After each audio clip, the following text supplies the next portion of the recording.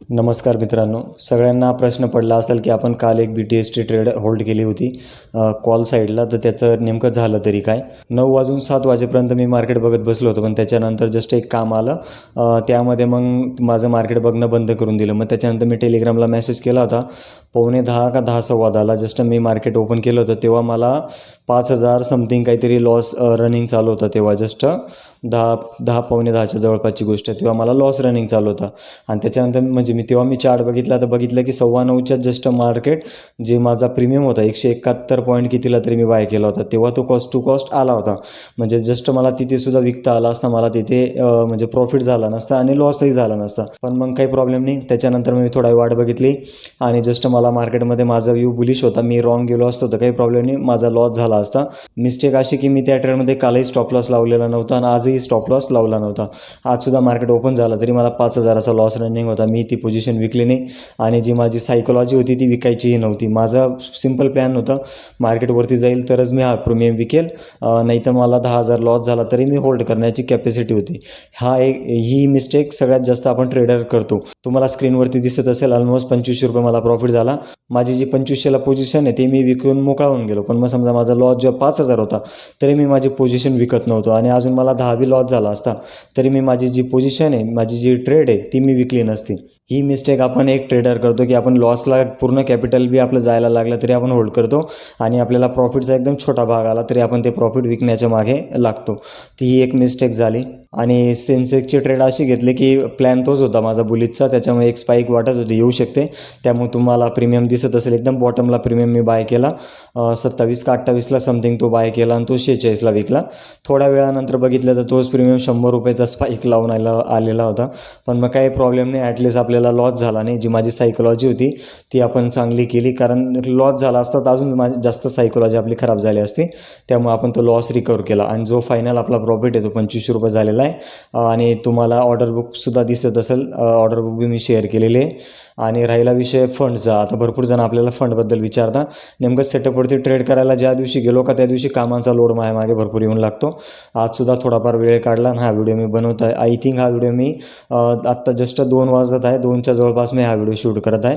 आणि एवढं होऊन मला लगेच माझ्या म्हणजे बँकेच्या कामानिमित्ताने बाहेर जायचं आहे. तर राहिला विषय फंडचा, तर ऑलमोस्ट आपण तुम्हाला स्क्रीनशॉट दिसत असेल, ऑलमोस्ट आपण 50,000 रुपये डिपॉझिट केले होते.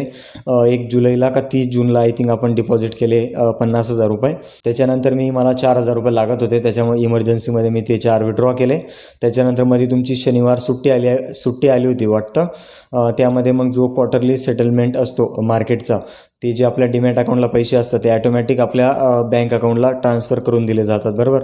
मग ते माझ्या अकाउंटला 48,224 समथिंग ते पैसे माझ्या बँक अकाउंटला डिपॉझिट झाले होते. मग जेव्हा आपल्या जो नेक्स्ट ट्रेडिंग सेशन आपल्याला आला होता आय थिंक सोमवारचा, त्या सोमवारी मी 48,000 रुपये डिपॉझिट केले. म्हणजे मी 4 विड्रॉ केले, त्याच्यानंतर मी 224 रुपये एक प्रकारचे मला स्वतःला राहिले ना, मग ते मी 224 मला ठेवले. मग मी 48 डिपॉझिट केले. त्याच्यानंतर आपला आकडा कितीतरी झाला असेल, ते मला एक्झॅक्ट अमाऊंट लक्षात नाही किती होता आपला फंड. त्याच्यानंतर मी 12,000 विड्रॉ मारले होते. आणि जस्ट आत्ता जो माझा डीमॅट अकाउंटला बॅलन्स पडलेला आहे तो तुम्ही बघू शकता, 38,800 समथिंग आपल्या डीमॅट अकाउंटला बॅलन्स पडलेला आहे. राहिली गोष्ट तीच की मी तुमच्यापासून काही लपवत नाही, मी तुम्हाला सगळं जेन्युइनली दाखवण्याचा प्रयत्न करत आहे.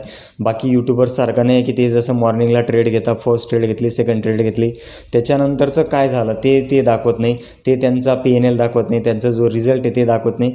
मी सगळं काही तुम्हाला दाखवण्याचा प्रयत्न करत आहे भावांनो. त्यामुळे आपण एक म्हणतो नाही का, एक मिडल क्लासचा मुलगा आहे, मला खोटं बोलून काही करायचं नाही.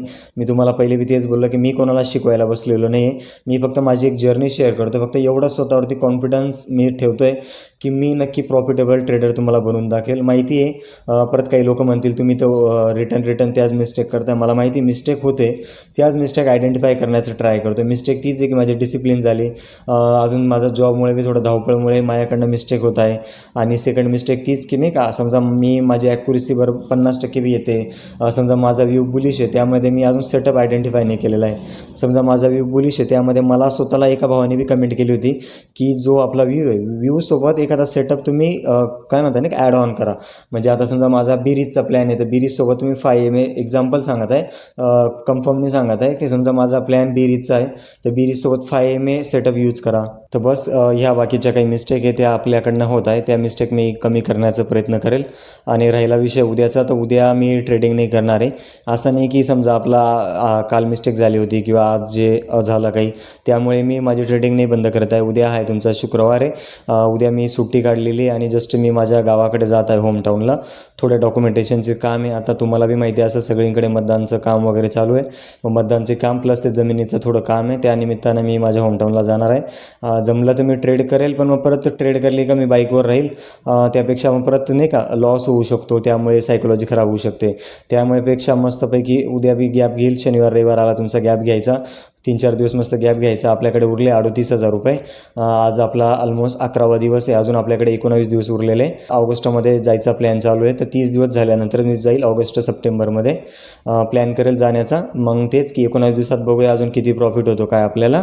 तर बस आजच्या व्हिडिओला आपण इथेच थांबू. व्हिडिओ आवडला असेल तर नक्की आपल्या चॅनलला सबस्क्राईब करा, व्हिडिओला लाईक करा आणि आपली ट्रेडिंग जर्नी आपल्या मित्रांपर्यंत शेअर करा भावांनो.